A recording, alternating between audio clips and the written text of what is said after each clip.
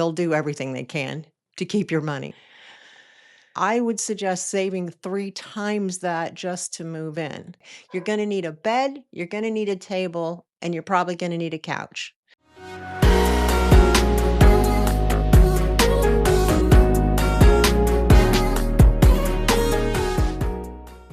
Hi, honey, it's mom. This this is gonna be another unscripted video. I'm just gonna talk off the top of my head, and today I want to cover renting your first apartment. Before you even start looking, there are some things you need to do or know about. First is your credit score. If you don't know what your credit score is, go right now to creditkarma.com. It's free. Sign up, you'll get your credit score. It's not exactly the same scoring model that the landlords and car loan places look at, but it's close enough.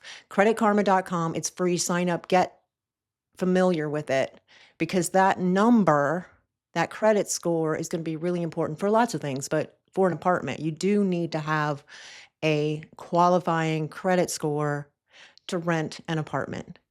That number is gonna vary depending on where you're renting, what company, what apartment you're renting from, but it should be above 600. Anything below 600, you're gonna have a harder time. Hopefully, it's higher than that, but 600 is kind of your baseline. If it's not there yet, I recommend looking through Credit Karma. There are a lot of tips and ideas and ways to improve your credit score, and I'll do another video on that whole topic. But for now, let's assume it's above 600. So that's the first hurdle, making sure your credit score is adequate. The second hurdle is making sure that you make enough money. And I think this trips up people the first time because let's say I know this is a really low number all over the US, but let's use $1,000 rent as our baseline for like easy math. Let's say you're looking at apartments or you think you can afford an apartment for $1,000 a month. What they don't tell you right out of the gate is you're going to need, in most cases, to make 3 times that in order to qualify for that apartment. You need to make gross pay $3,000 to afford that $1,000 apartment. That's the math that they use. That's how they ensure that you can afford it comfortably and you're not scraping to pay the rent every month. So, what you make, your gross pay is before taxes. It's the number at the top of the paycheck before taxes are taken out. If that number is 3 times the rent, then you're gonna be okay. If it's not, you may just be automatically rejected. That's just the way it is. And at that point, you might need to be looking at a roommate, which is probably smart anyway, but that's another topic. Most places will charge you an application fee. They're gonna charge you to apply, and that can be anywhere from I've seen $35 on up to $150, $180, $200 and beyond. They're gonna charge you that money to fill out the application. You don't get it back. If they reject you, you don't get it back. If they accept you, you don't get it back. It's an application fee only. That's what it is. So don't go applying at a bunch of different places. You're just going to spend money on applications. Pick the place you want and apply there. So now you've determined that your credit is over 600. You make 3 times the rent. Your gross pay is 3 times the rent. And then the next hurdle is making sure that you have enough to actually move in because it's not going to cost $1,000 to move into $1,000 a month apartment. It's going to cost first and probably last month's rent and probably a deposit.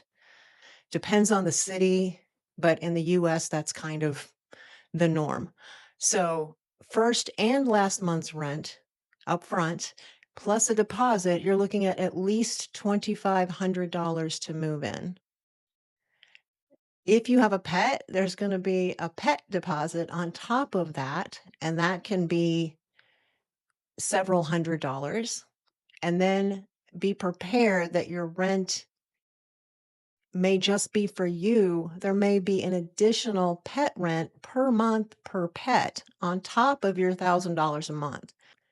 So all in moving costs are going to be significantly more than $1,000. If you have $1,000 saved up and you think you're ready to move into an apartment, you're not yet. I would suggest saving 3 times that just to move in.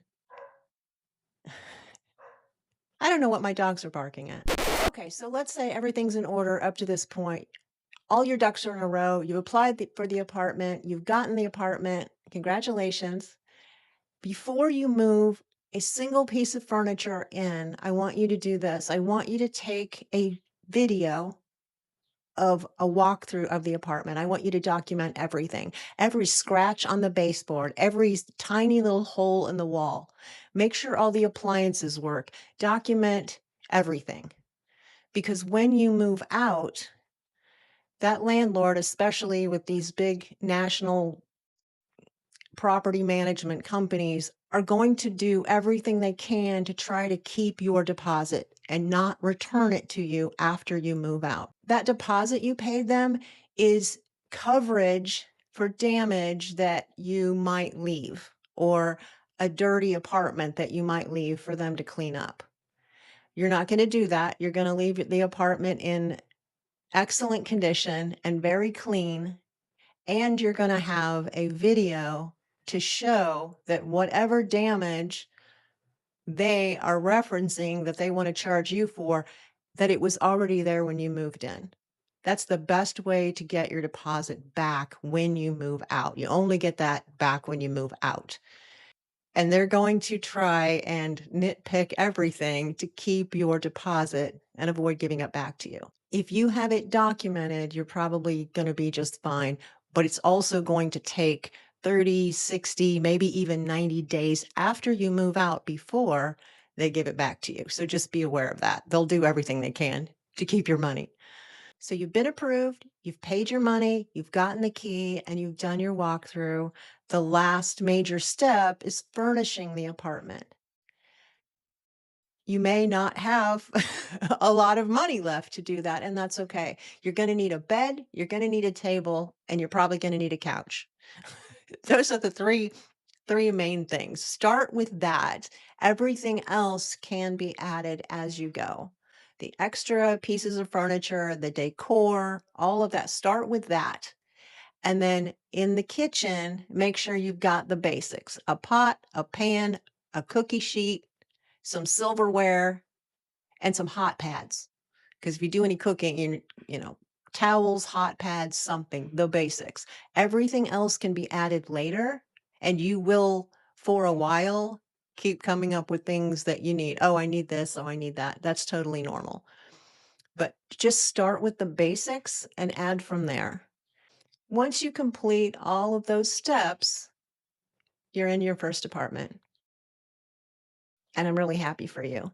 If this is something you're going through right now, let me know your experiences in the comments. I'd really like to hear how it's going, what hurdles you have come across, and just let the rest of us know what it's like out there. If you're in the process of apartment hunting right now, good luck to you. I hope it goes well, and I hope this was helpful. Until next time, you are amazing, you're smart, you're capable, and I'm proud of you. Always remember to wear clean underwear and eat your veggies. Bye.